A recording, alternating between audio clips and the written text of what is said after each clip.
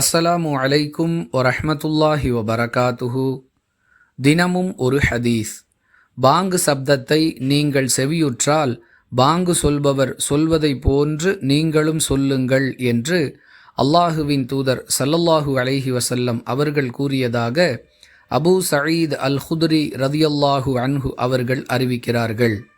நூல் புகாரி, ஹதீஸ் எண் 611.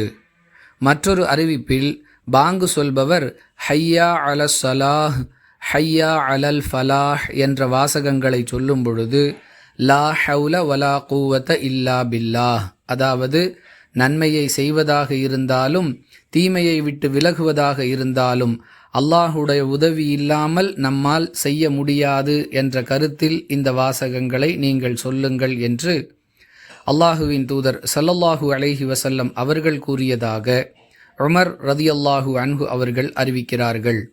நூல் முஸ்லிம், ஹதீஸ் எண் 629.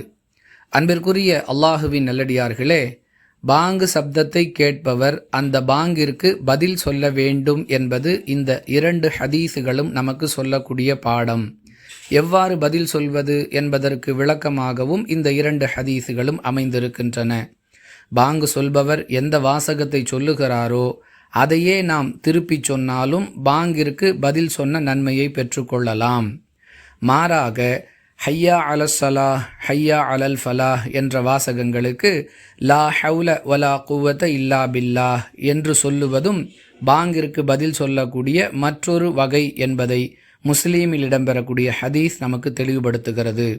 யாருக்கு எது இயலுமோ அந்த வகையில் பாங்கிற்கு பதில் சொல்ல வேண்டும்.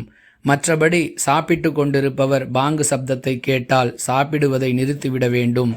குழந்தைக்கு பாலூட்டி கொண்டிருப்பவர் அதை அப்படியே நிறுத்திவிட வேண்டும்.